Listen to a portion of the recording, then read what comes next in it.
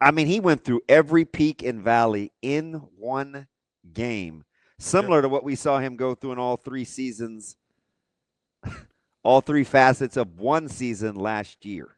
Right. That's actually an interesting comparison to the season. The comparison I saw someone make, and it was really sort of funny in a way, was basically that Dylan Raiola just had his 2012 Taylor Martinez Michigan State game, like complete with the pick six that never should have happened, the game winning touchdown drive, the fact that you kind of I can't speak for everybody else, but I felt like when Nebraska took over with 4 minutes left that they were going to go score. Like I had this feeling that they were going to be able to go and do it. And it's not like Dylan played great even at the end there, but he did a nice job keeping it alive, getting the ball to Lindenmeyer. He slipped on the invisible banana peel and got that ball to Isaiah Hunter. I still can't believe the throw and catch between him and Haarberg. I watched that more times than I watched the Dodgers Brewers double play there, because I genuinely cannot believe that Haarberg made that catch as easily as he did. Same with Lindenmeyer early in the game. Those are not easy catches draped along the sidelines there with a rifle coming at you for a football. But I thought that he was going to be able to get that done, because I think he is that good. Saturday was weird.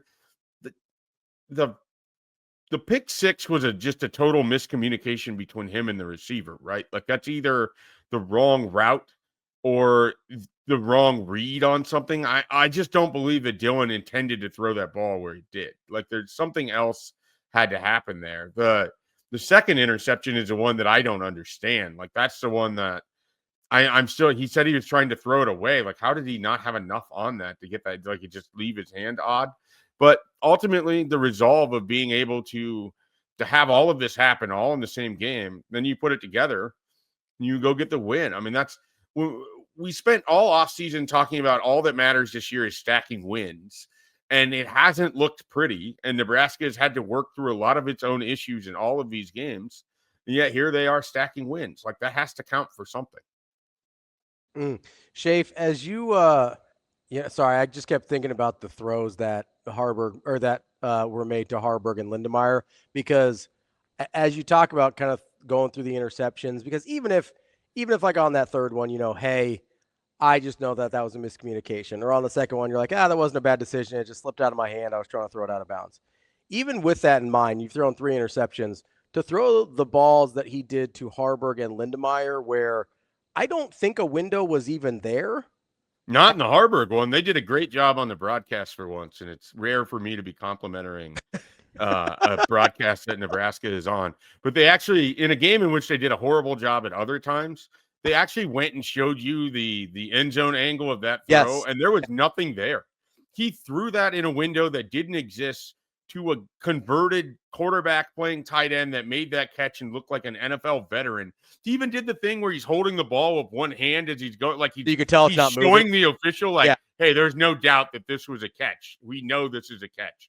I just like, and did that win him the game? No, but man, what that told me about all parties involved on that play was more than almost anything I've seen this season. Like that was a big league throw, an incredible catch. It kept the chains moving.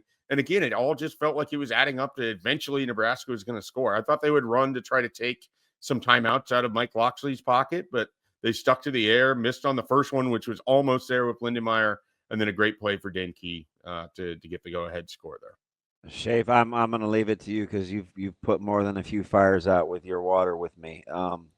I found a way to make it about Coach Satterfield, the tight end play. I in my head, I'm just like, yep, that's Coach Satterfield. Damn be the throw, damn be the catch.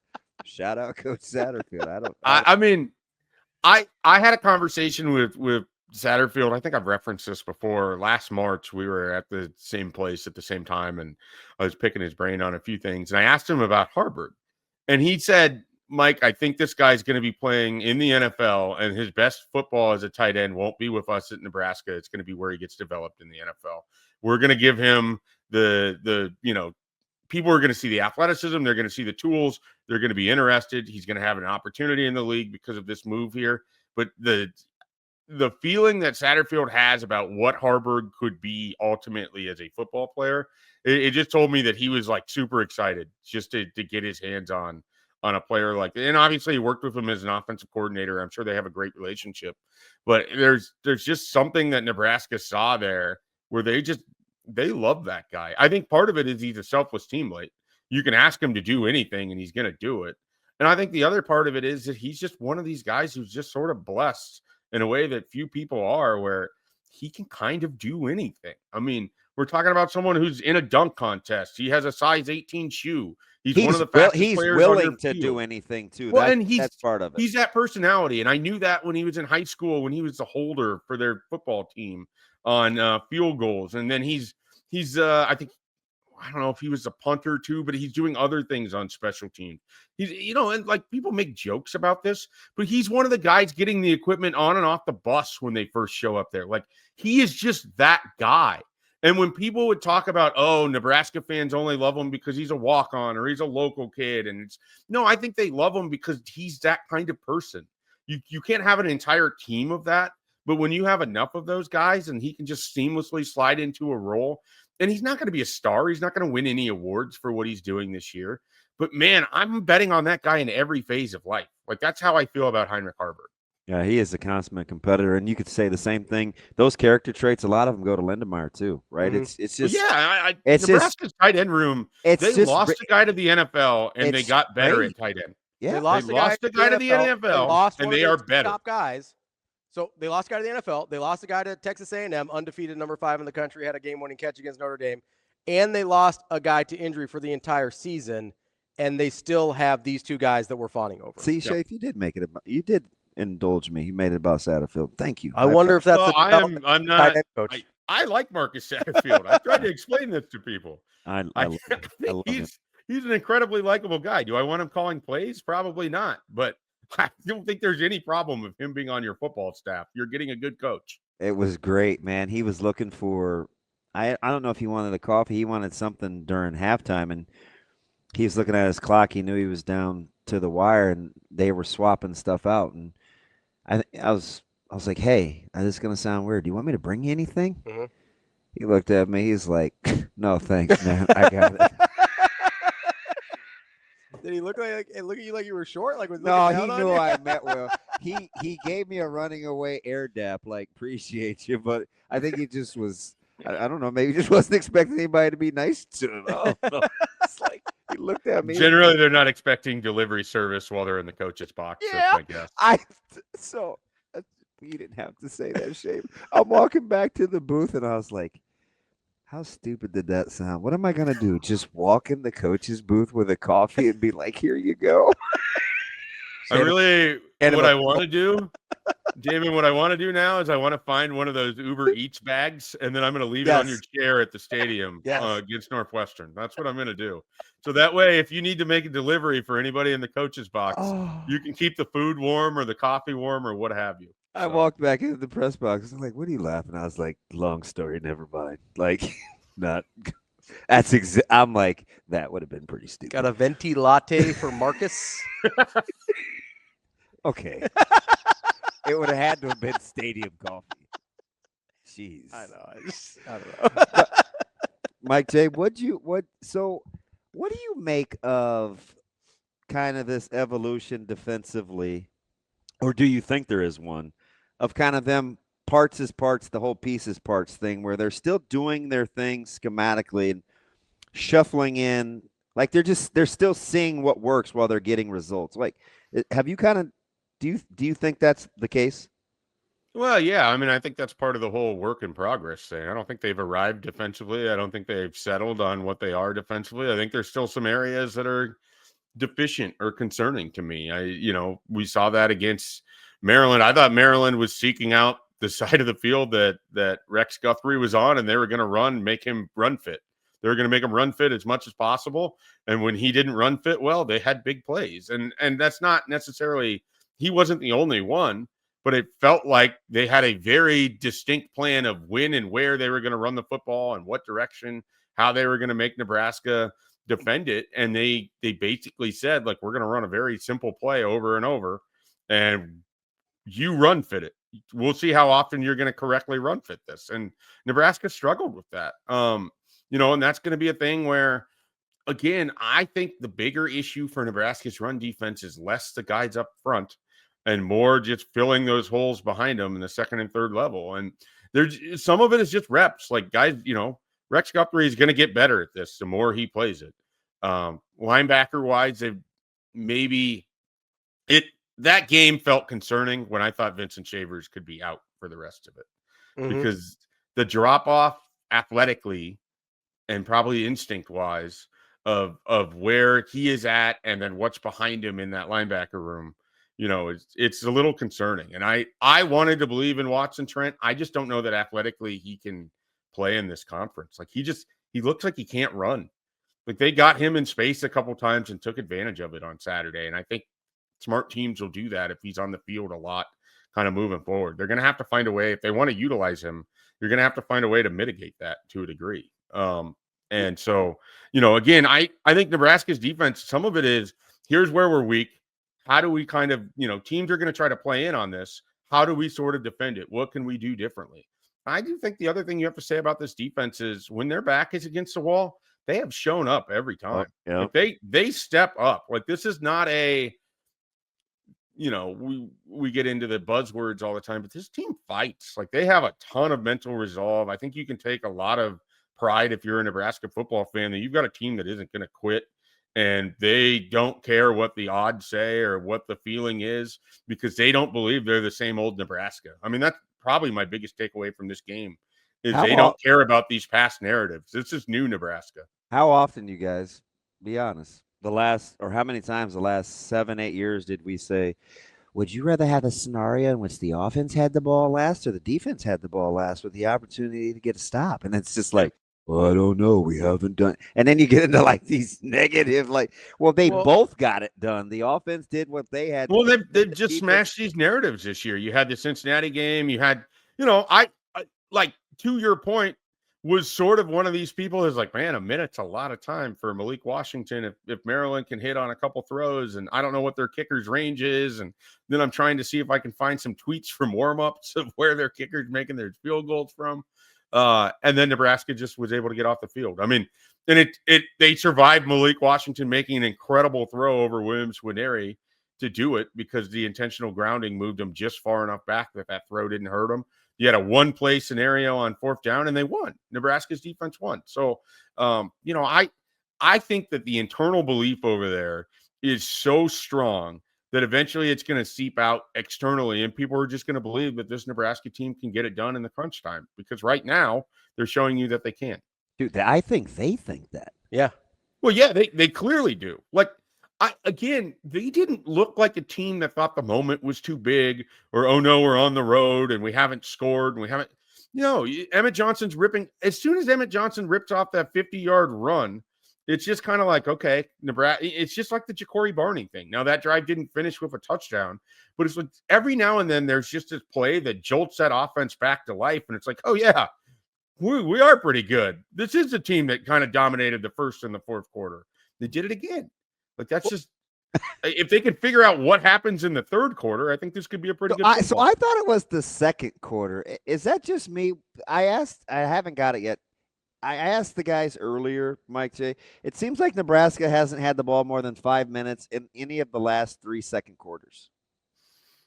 They would have on. Well, I guess the Kenneth Williams return took them down to the 10. I mean, they scored 17 points. No, not out. I meant like Michigan State, and Maryland. Maryland. But just in terms of time of possession, you're right that you had the pick six, or you had the block punt against Michigan State, which kind of messed up the time of possession on that one. You had the big. That was the first quarter, though. Was it?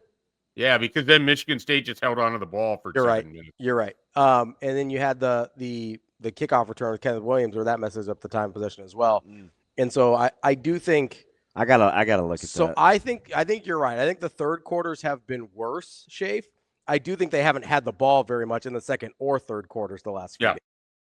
The third quarter has been where Dylan has been statistically, I think, the worst all season.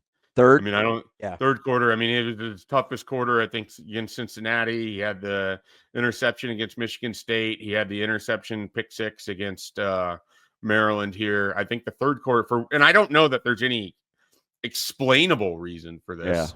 It could just be, like some guys just hit better with a runner on third than others in a small sample size kind of thing. Like, sometimes stats are just stats and we don't have to make that much of it. But Nebraska has to play better in the middle of games to make the fact that they dominate the start and the finish of almost every game that they played so far stand up, and you can have more wins that way. That is fascinating. Yeah, they didn't dominate the start against Michigan, but that's it. Out of the ones I'm thinking. Well, even then, you think about that first drive. If they could finish I'm drive. with you. I think they actually. I'm with you, Shake. Okay. I think you're right. Fair. And then they got the immediate stop, and then you don't get the field goal, and then things kind of go bad against you at that point. But I thought they played their best football again, fourth quarter in all three Big Ten games, and arguably Cincinnati is maybe the one where the first quarter was the worst for Nebraska. So they didn't play that well there. So, Mike J., how does Nebraska? Let's put the coaching talk aside, because I think it's up to us to not keep this thing going. How does Nebraska have to look in the meantime for you to not want to just naturally make a connection on level of focus, or will you not do that anyway, just because it's just not your style? I don't know. I think it's one of those obvious things that you can kind of apply it how you want, but whether it's true or not is sort of hard to determine. I mean, if they come out and they beat Minnesota, are they galvanized by the fact that it's them against the world? If they come out and they struggle against Minnesota, is it not because Minnesota had a good game plan, but actually because they're worried that their coach is going to leave in a month and a half from now? I think it's however you want to make the argument. It's the perfect sort of storyline for however you want to bend or blend things. So I don't know that there's a lot that we can do with it. For me personally, it's not something I get super excited to discuss because there's only a few people that really can have any kind of sort of control with it. And there's still a season ahead that's going on right now. So it's a tough spot to be in, but I think that they're going to have those guys ready to play. And I also think there's a sense of personal pride. Whether or not Matt Rhule is going to be the coach in 2026, you're playing for Nebraska football right now in 2025. If you don't think you're going to be here, then you're trying to put up the best that you can for the transfer portal. If you think you're going to be here, you're going to try to put up the best that you can for the next coaching staff.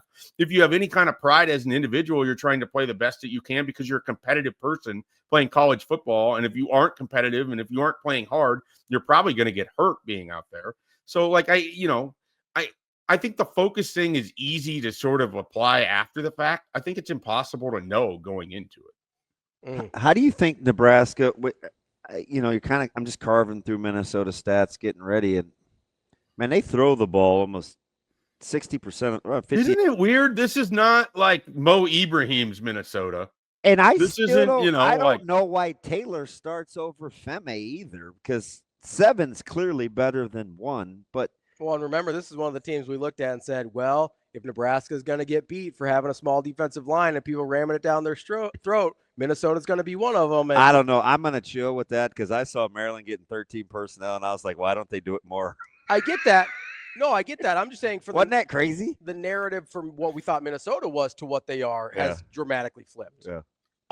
I walked out of that game, and I still don't know what I think of Maryland's offensive line, but there's a part of me that's like, is that offensive line for Maryland better than the one the Baltimore Ravens are going to run out there on Sunday? And then it's like, or is it just Nebraska's the offensive line might have been? Yeah, those guys were good. Their pass protection was phenomenal, I thought, throughout the game. And then they were able to run, and I don't know how much of that was bad run fits with Nebraska and what Maryland was doing because they haven't run much on anybody all year. So I don't know if Nebraska can make Minnesota's line look the same. But Drake Lindsey is the player on this Minnesota team. I mean, he's a guy that's going to be even better going forward. He's someone that if you let him kind of sort of get hot, I guess, if you would, kind of like he's a 3-point shooter. He seems very streaky, but if you let him get hot early in that game against you, he's someone that I think has the arm talent that he could put up wouldn't surprise me if he throws 40 times and puts up 260 to 280 yards on this Nebraska defense. And then we're talking about, oh, the secondary is not as good, without referencing the fact that it's going to be 40 plus pass attempts. The passing yard total for Lindsey on This is wild. Is 220. Yeah, I think that's an over. I think you just go to your. They're gonna have to throw. I think that must be what they think, because the line is now 9 and his passing yards are over 220. No, I don't remember the Cal game because I didn't. That started and then I was like, am I really watching Cal versus Minnesota? Oh, that was right a great game. What do you want to know? Well, so how did Minnesota play in that? Because they couldn't run the ball. Well, and then was Cal able to just kind of sit on the pass and keep Lindsey from connecting on anything? Yeah, because they only scored. It was 7. They scored 13 points, right? But I think it was only like 10-7 at the half. Right. And just Minnesota's inability, I think, to really get it going, because that's when I really thought Femme was, or not Femme. Yeah, I thought Femme was going to win the job, because I think he rushed. He didn't have 100. He probably had like 80 yards, but it was, I mean, Turner was good. I don't think Taylor played. They just couldn't. Offensively was clunky. Like, yeah. What did Lindsey throw for? 200? He went for 205 okay. on 19 of 32. One touchdown, 1 pick. Femme went 16 for 85. I don't know why he's not their starter, to be honest. Yeah, 16 for 85. So 5.3 a tote on that one. But yeah, I'll be very curious, what the total amount of throws Drake Lindsey makes in that game on Friday, because it's going to be higher than anything Tanner Morgan had to do, or any of these other quarterbacks that they've had. Ethan Kaliakmanis, they did not have him throw as much as they're going to have Drake Lindsey throw. Although apparently Kaliakmanis is just dealing now out in Rutgers. Yeah, they can't play defense. Well, they can score, but they can't stop anyone. Yeah. It's like Bizarro World in Piscataway. It's not Kaliakmanis' fault. So just for reference, outside of the Northwestern State game where he played like 3 minutes, Lindsey has 35, 32, 41, 26, 45 passing attempts per game. 26 came against Ohio State. That's his low. So I'm guessing and that's because they just didn't possess the ball enough for him to. I'm guessing mid-30s is pretty safe here. Yeah. Chafe, who's the most complete team in college football? I mean, the answer everyone's supposed to say is Ohio State, but it's. I don't know. I kind of want to say I think it's Miami. Yeah, I think it's Miami. Miami's good. I think Miami's legitimately good, and I don't think that highly of Carson Beck, but I think Miami's a fair answer. Offense, defense, special teams. There's like a part of me that, and we've got audio that proves it. I picked Indiana over Oregon. Like, is it possible that it's Indiana? It is. Like, are they possibly the most complete team? It might be. It is possible. They went into what is one of the toughest environments in all of college football, and they slowed down that Oregon team, which I didn't think was very good. I thought Oregon, Penn State, watching that, I was unimpressed by both of those teams, which is why I took Indiana. And they are legitimately. You're smarter than me. I just took them because the line stunk. It was too low. I was like, the line was high, and so I took that in my favor. But it was one of those very much like I wouldn't just take them against the spread. I would put money on the money line here with Indiana. And again, if you think I'm just making this up, you can. We've got audio. I trust you. Thank you. I appreciate that. But no, I think Indiana's up there. I don't think I don't have a single SEC team that I would include in that list with Ohio State, Indiana, Miami and I haven't seen enough of Texas Tech to say, so I can't speak on the Red Raiders, but they have to be at least in the conversation of one of the 6 best teams in the country right now. Yeah, it is in the conversation with Texas Tech. Coach McGuire telling Coach Rhule how much money they have in that NIL collection. That's the conversation that those two have. Okay, I'm just gonna put that out there. Look, that's college football right now. I mean, it's funny Coach we Rhule do it for want to Texas be in that Tech. We do it for Texas Tech, but we don't have that same conversation about Oregon and Ohio State and Miami. I mean, just because they're not good. Yeah, like it's just I agree. It's because we they're expect playing the same game. They're just doing it with oil money. Yeah, so somebody needs to find some oil here in between here and Lincoln here in a minute. That'd be great. I think people have been trying for about 200 years, Ravi. Keep digging. Keep on digging. I think it's south of here. The only thing we're finding is fossils, and that doesn't convert into the same kind of fuel. I don't know. Mammoths don't bring the same NIL money. What about the aquifer? Can we sell some of that water? No, it's dry. They're trying to steal water from Colorado. Our state doesn't have enough water. Have you seen There Will Be Blood? I have. No, One of the few movies I've went to twice in movie theaters. We just Wow, need I've to, never seen The it. second time was for a date, and let me tell you, not a good date movie. Not my choice. That was a terrible. double date that I got sent on, and it went exactly how I thought it was going to. And I had to sit through that movie. That's 3, and I like the movie, but it's 3 hours long. It was and it is worst date ever. It is heavy. I just wanted to say if we don't have any here, we could just start drinking some other people's milkshakes. I was gonna say, yeah. You know what I'm saying? Into the milkshake line? Absolutely. Also, one of the unintentionally funniest movies of all time. Incredible. Like, It's not trying to be funny. no, it is not. But Daniel Day-Lewis has some bangers. Oh yeah. Like just some absolute hilarious lines. Is this gonna get me to watch? I don't know. Like I like the movie less than a lot of other people do because I think Daniel Day-Lewis is like he is trying to throw 108 on every pitch, and some of them are not finding the strike zone. I binged Department Q from Wheels Up to Wheels Back from Bethesda, Schaefer on Netflix. Check it out. All right, I can do that. Schaefer, we'll let you go. We appreciate the time, and I really hope that you don't abandon your child. That's all I have. I'm sure that's funny, but I don't know. I haven't thought about that movie in a long time, and I haven't thought about that date since the minute it ended. So, so it wasn't your current life. Okay, thanks. Okay, thanks. Bye. See you guys. All right. That's Mike Schaefer from Husker247.